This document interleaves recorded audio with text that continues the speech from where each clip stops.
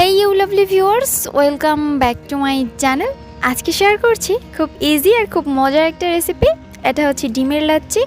আর আজকে আমি খুব সহজভাবে তৈরি করে দেখাবো। মাত্র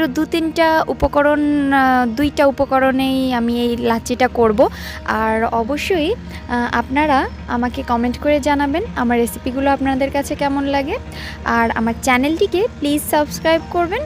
আর লাইক আর শেয়ার করতে কি বলে দিতে হবে না, অবশ্যই লাইক করবেন আর আপনার ফ্রেন্ডস অ্যান্ড ফ্যামিলিদের সাথে শেয়ার করবেন। তো চলুন আমরা প্রসেসটা শুরু করি। এখানে প্রথমে আমি একটা বাটি নিয়ে নিচ্ছি আর বাটির মধ্যে আমি রুম টেম্পারেচারে থাকা 3টা ডিম ভেঙে নিব। আর অবশ্যই 3টা ডিম আপনি আগে থেকেই ফ্রিজ থেকে বের করে রাখবেন, কারণ ফ্রিজের ডিম দিয়ে অনেক সময় দেখা যায় যে অনেক কিছুই হয় না, ভালো হয় না আসলে। তো যা হোক, আমরা 3টা ডিম ভেঙে নিলাম। এখন কিছুটা স্বাদ মতো লবণ দিয়ে দিব। আর লবণটা অবশ্যই দিতে হবে, কারণ ডিমের সাথে লবণটা না দিলে ডিমটা খেতে আর কি অতটা ভালো লাগবে না, তাই ডিমের সাথেই দিতে হবে। আর এ পর্যায়ে কিন্তু 2 টেবিল চামচ চিনি দিয়ে ডিমটাকে ভালো করে মিক্সড করতে হবে। আর তারপরে এক পাশে সরিয়ে রাখছি। আর এদিকে আমি আধা কেজি দুধ নিয়েছি, আর আধা কেজি দুধ আমি ঘন দুধটা নিয়েছি আর কি। তো এরপরে চলে যাচ্ছি রান্নার প্রসেসে। এখন চুলাতে আমি একটা প্যান বসিয়ে দিয়েছি, আর প্যানের মাঝে আমি সেই যে দুধটা রেখেছিলাম সেটা দিয়ে দিচ্ছি। তো ওটা দিয়ে এখন 3-4টা গরম মশলা দিয়ে দিয়েছি, 3টা এলাচ আর 2 টুকরো দারুচিনি আর হাফ কাপ চিনি দিয়ে দিচ্ছি। এরপর একটু নেড়েচেড়ে মিশিয়ে নিচ্ছি। অপেক্ষা করছি আমাদের যে মিল্ক এটাতে বলক আসা পর্যন্ত। দুধটা ফুটে উঠলেই আমরা সে পর্যায়ে আমাদের অন্য প্রসেসটা শুরু করব। আর এখনই বলে রাখছি, যারা এখনও আমার চ্যানেলটিকে সাবস্ক্রাইব করেননি প্লিজ সাবস্ক্রাইব করবেন, আর যারা করেছেন তাদেরকে অসংখ্য ধন্যবাদ।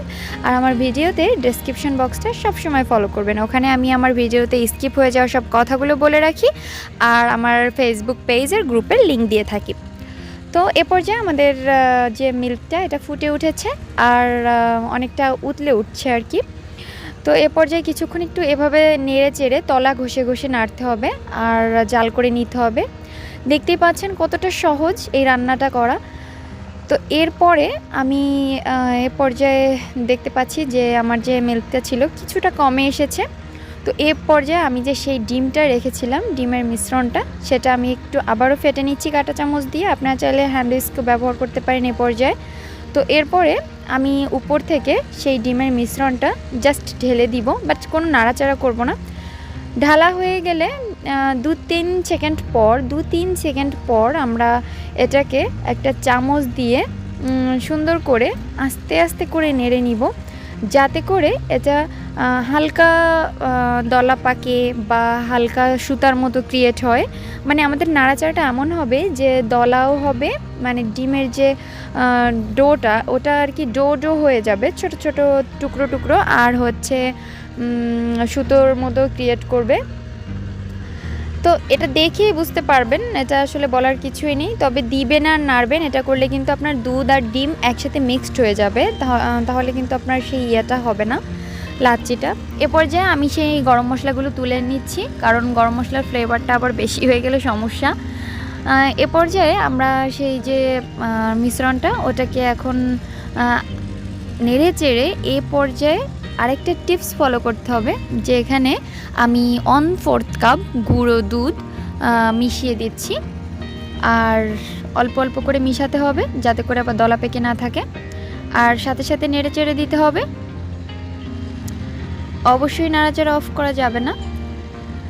আর এ পর্যায়ে 1 টেবিল চামচ সুজি আমি ভালোভাবে নেড়ে চেড়ে মিশিয়ে নিচ্ছি। এখন আমি চুলাটা অফ করে দিচ্ছি।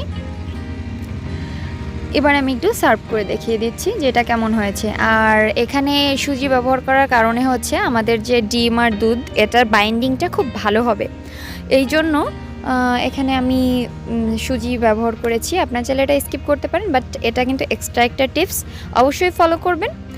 আর লাস্ট মুহূর্তে গিয়ে সেই যে গুঁড়ো দুধটা দিয়েছিলাম ওটা দেওয়ার অবশ্যই চেষ্টা করবেন।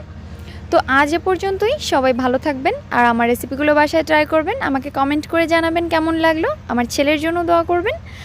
আর কথা হবে অন্য কোনো এপিসোডে। আল্লাহ হাফেজ।